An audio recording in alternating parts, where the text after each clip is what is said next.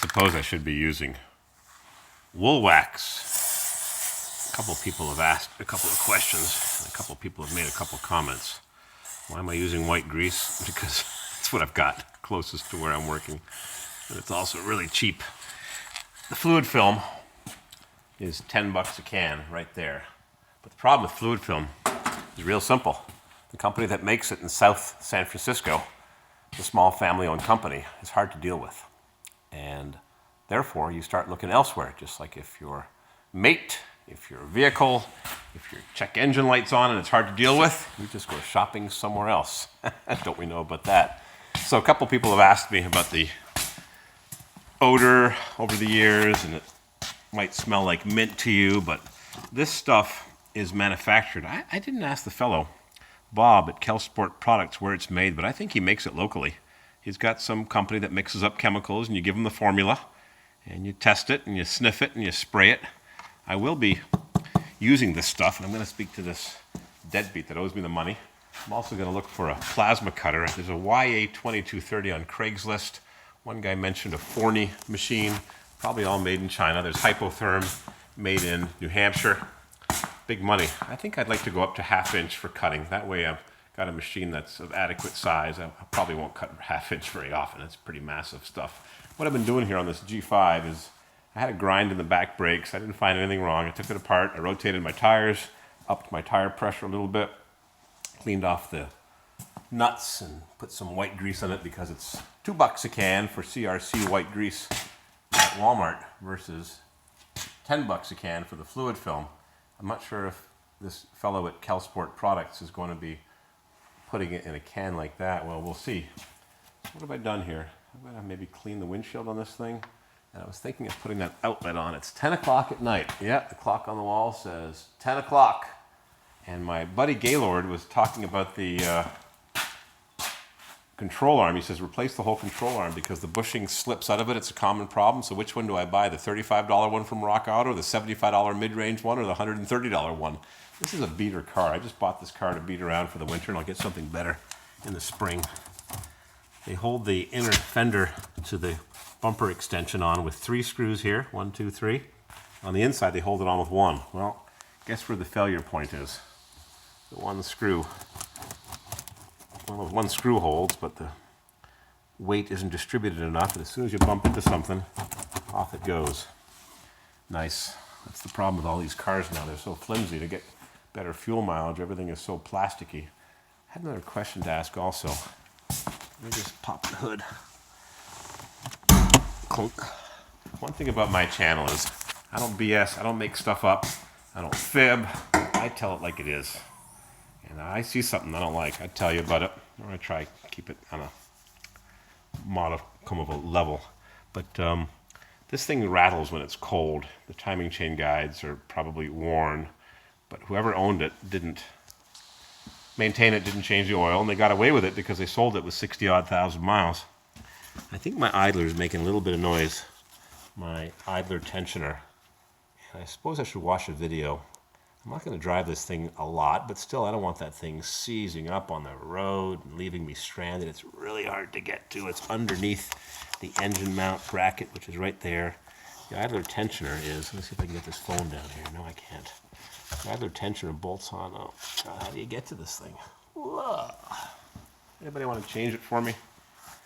So what I'm going to do is I'm going to test this wool wax, and I'm sure I'm going to get good results from it. Let me tell you how this rust proofing works. Nothing stops rust. You want to prevent salt and moisture from getting to the steel surface.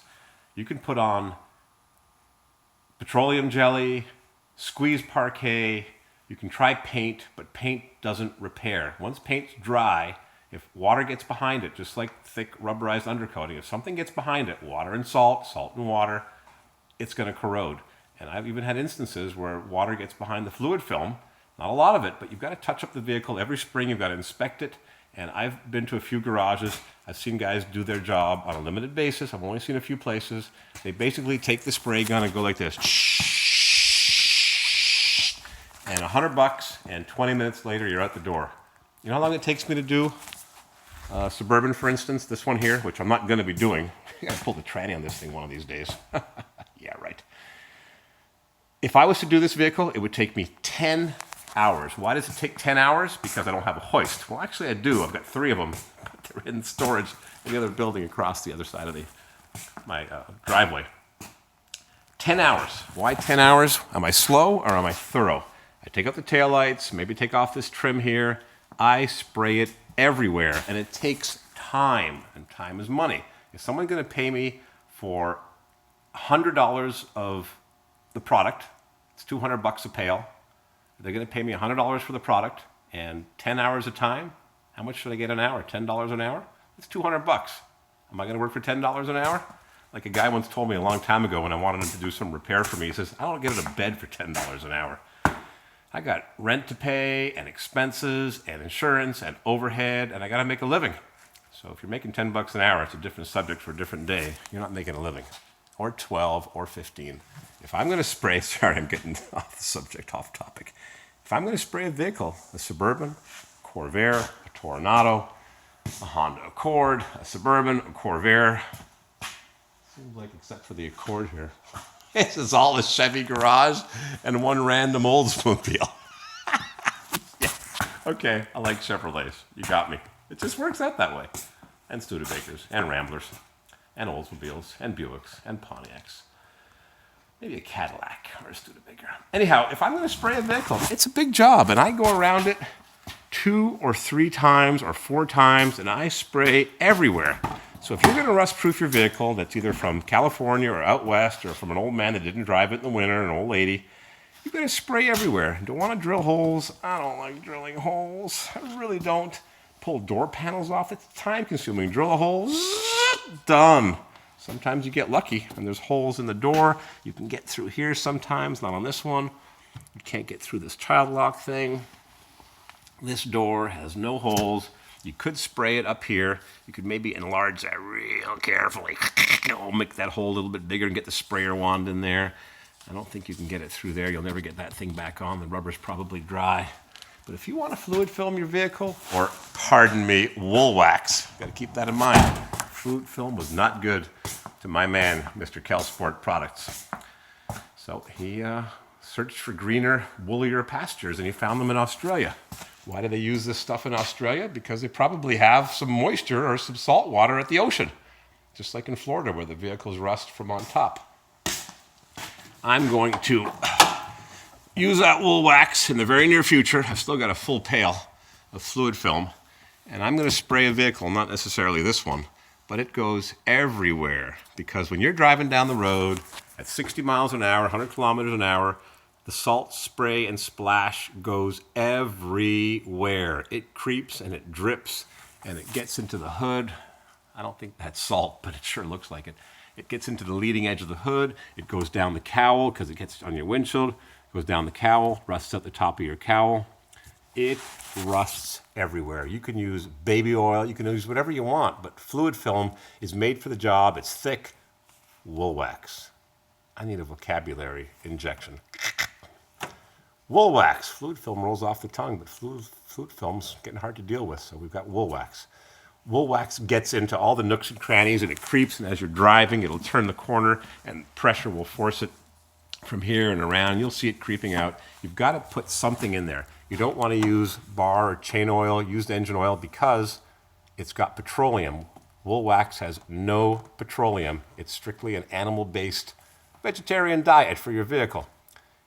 If you use a petroleum-based product, you end up with a problem that I don't have here. It's outside, but I've got a Hyundai outside that I brought from Phoenix, Arizona 10 years ago. And the rubber moldings under the door look like drooping chains on a chain fence.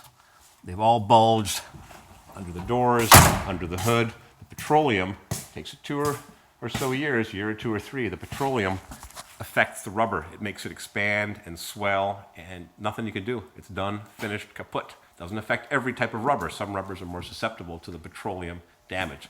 So if you're using bar and chain oil or a mixture of this or that, there's people that boil down toilet wax seals. I don't know what those are made of. Maybe they're made of beeswax, but how many do you have to melt down to get enough to get the 2 or so gallons it takes, 8 liters that it takes to do a full-size vehicle?